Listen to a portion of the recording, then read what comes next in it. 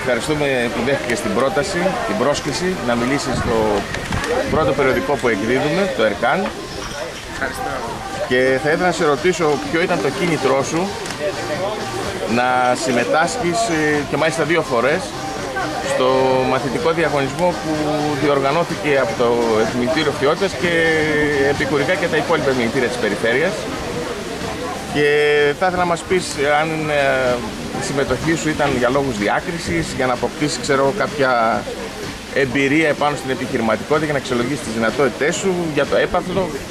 Τι έχεις να μας πεις? Ναι, καταρχάς να ευχαριστήσω το Επιμελητήριο που δίνει την ευκαιρία στους μαθητές να παρουσιάσουν καινοτόμες ιδέες όσον αφορά την επιχειρηματικότητα. Και θα ήθελα να πω ότι η αφορμή για να συμμετάσχω εγώ στο διαγωνισμό ήταν κυρίως ότι μου δίνονταν η ευκαιρία να παρουσιάσω τις δικές μου ιδέες και τις καινοτομίες που θεωρώ ότι θα φέρουν αποτελέσματα στην επιχειρηματικότητα. Η διάκριση σίγουρα και το κίνητρο που βάζει το Επιμελητήριο σίγουρα παίζει πρωταρχικό ρόλο για τους μαθητές. Κάτι που είναι πολύ σημαντικό, όπως τόνισα, γιατί δίνεται ευκαιρία να παρουσιαστούν νέες ιδέες και καινοτομίες. Πώς και διάλεξες το συγκεκριμένο θέμα για να συμμετάσχεις στο διαγωνισμό?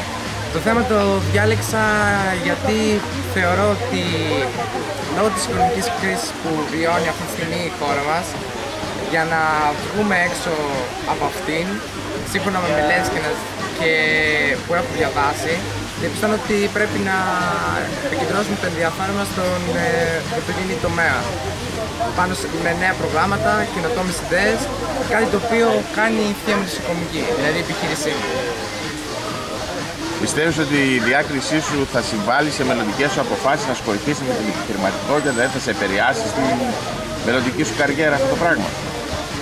Σίγουρα κάτι τέτοιες εμπειρίες, από τις οποίες αποκομίζεις πολλά πράγματα, νέες ιδέες, βλέπεις διαφορετικά τη ζωή με άλλα λόγια, επηρεάζουν τους ανθρώπους.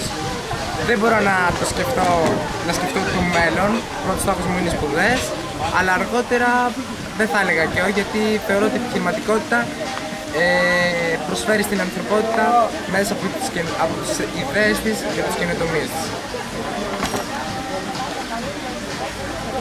Κύριε Αλαμπάνο, πόσο αξιολογείτε τη συμμετοχή των νέων σε τέτοιου είδους διαγωνισμούς? Πιστεύετε ότι συντελούν στο να διαμορφώνουν επιχειρηματική σκέψη και δίνει προοπτικές για επαγγελματική αποκατάσταση?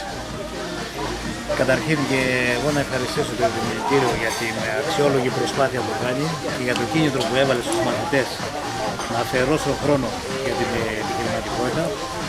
Και βέβαια οι νέοι είναι η δύναμη. Συμβάλλουν με κάθε ιδέα και με τα πράγματα τα οποία έχουν στην εποχή της. Συμβάλλουν πολύ ώστε να διαμορφωθεί, να φτιάξουν ένα επιχειρηματικό πλάνο. Να το δώσουν στην κοινωνία και εκεί να το τρέξει η κοινωνία.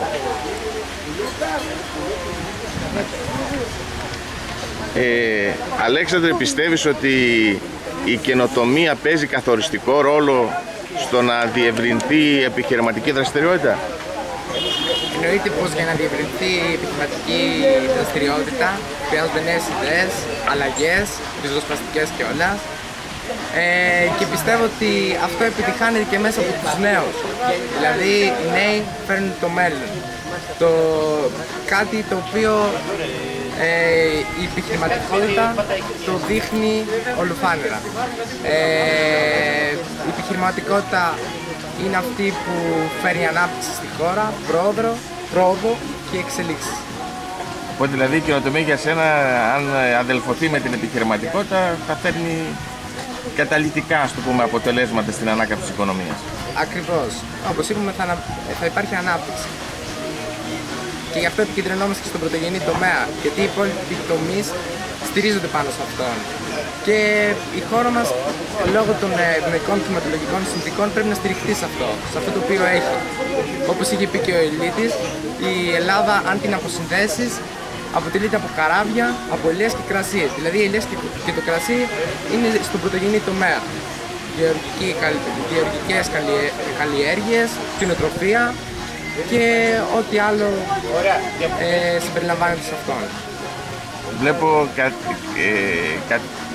διακατέχεις από ένα αίσθημα, ας πούμε, αισιοδοξίας? Πιστεύεις ότι παρόλο τις ζωφερές καταστάσεις που περνάει γενικά η χώρα μας σήμερα, οι προοπτικές των νέων θα βελτιωθούν? Το βλέπεις αυτό σύντομα? Πώς το εκτιμάς, πώς το νιώθεις αυτό το πράγμα? Ο καθένας σίγουρα πρέπει να παλέψει για το μέλλον.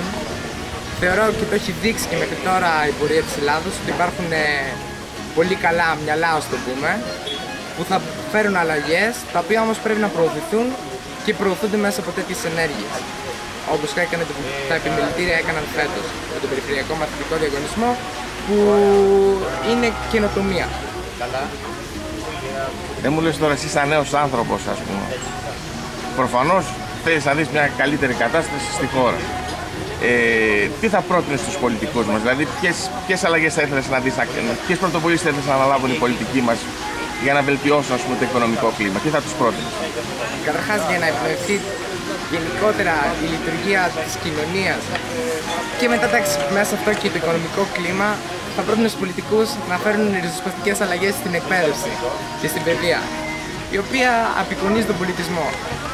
Αν ξεκινήσουν, όλα ξεκινάνε από εκεί, αν υπάρχουν αλλαγές εκεί, δοθούν ευκαιρίες στους μαθητές, τότε θα υπάρχουν αλλαγές και στην κοινωνία αργότερα. Και το μέλλον της Ελλάδας θα είναι καλύτερο.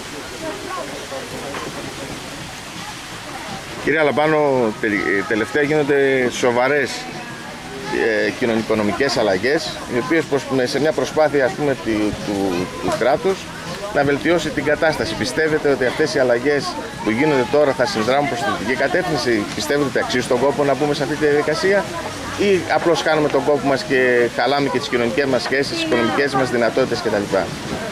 Οι αλλαγές που έχουν γίνει μέχρι τώρα είναι πάρα πολύ σκληρές. Έχουμε χάσει τα πάντα. Το κοινωνικό κράτος χάρη.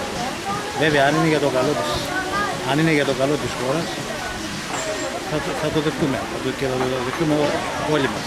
Αλλά πρέπει να γίνει το νοικοκύριμα πρώτα από πάνω προς τα κάτω, όχι από κάτω προς τα πάνω. Πρέπει να ξεκινήσει πρώτα από μέσα από την ίδια την Βουλή, το Κοινοβούλιο και ούτω καθεξής. Έτσι θα έρθει και μια καλύτερη μέρα για το μέλλον και θα έχουμε την αλληλεγγύη των γενναιών. Ιδεάλλως πάμε χαμένοι. Οπότε αξίζει τον κόπο να γίνουν αυτά που γίνονται τώρα, ή πιστεύετε ότι δεν γίνεται τίποτα, δεν επέρχεται καμιά αλλαγή? Πάντα είμαι αισιόδοξος. Με το νοικοκύριμα, αν ξεκινήσει, θα βελτιώσουμε την κατάσταση. Αλέξανδρε, στους φίλους, τους συναδέλφους σου, τα νέα τα παιδιά που σήμερα αντιμετωπίζουν και αυτά την τρέχουσα οικονομική κατάσταση, τι θα τους πρότεινες? Τι θα τους έλεγες για να μέσα σε αυτούς δεν συμπεριλαμβάνεις την κρίση? Τα έλεγες στον εαυτό σου, δηλαδή, με άλλα λόγια, για να ανταπεξέλθουν την κρίση. Να μην λαμβάνουν την απεσιοδοξία που επικρατεί στην ελληνική κοινωνία αυτή τη στιγμή λόγω των ζωφερών καταστάσεων που υφίστανται η χώρα την περίοδο αυτή της οικονομικής κρίσης.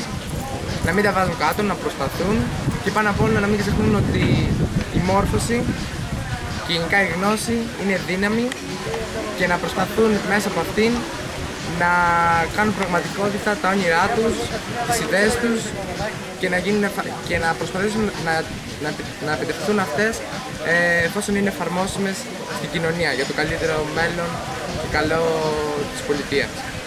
Μάλιστα. Δεν μου λες, κλείνοντας τη συνέντευξή μας, ποιες είναι οι μελλοντικές σου σκέψεις? Δηλαδή μετά από, ας το πούμε, 10 χρόνια, σε ορίζοντα 10 ετών, τι θα ήθελες να δεις στον Αλέξανδρο, πού θα ήθελες να δεις τον Αλέξανδρο? Μάνατζερ σε κάποια εταιρεία, να έχεις τη δική σου εταιρεία, να είσαι πρόεδρος μιας δικής σου εταιρείας με πολλές εξαγωγικές δραστηριότητες, να είσαι σε κάποιο ερευνητικό πρόγραμμα, σε κάποιο πανεπιστήμιο, τι θα έλεγες? Κοιτάξτε, όπως σας είπα και πριν, βλέπω το παρόν εγώ, πολεμάω για αυτόν και έπειτα κοιτάω το μέλλον. Σίγουρα ο πρώτος στόχος μου είναι οι σπουδές και έπειτα τα πράγματα συνεχώς αλλάζουν. Η επιχειρηματικότητα, όπως είπα, προσέφερε πολλά σε μένα και η εμπειρία μου μέσα από τους δύο συνεχόμενους διαγωνισμούς που συμμετείχα αποκόμισα νέες ιδέες και σίγουρα μπορεί να πρωταγωνιστήσουν και στη ζωή μου αργότερα. Εμείς από το περιοδικό θα σε ευχαριστήσουμε πάρα πολύ. Νομίζω είσαι ένας άξιος και πολύ δημιουργικός νέος. Σου ευχόμαστε ό,τι καλύτερο και ευελπιστούμε να σε δούμε σε υψηλά βάθρα οικονομικά, επαγγελματικά και επιχειρηματικά. Σε ευχαριστούμε πάρα πολύ Και εσάς κύριε Αλαμπάνο για την σημερινή συνέντευξη. Εμείς σας ευχαριστούμε και πάντα μπροστά. Ευχαριστούμε πολύ.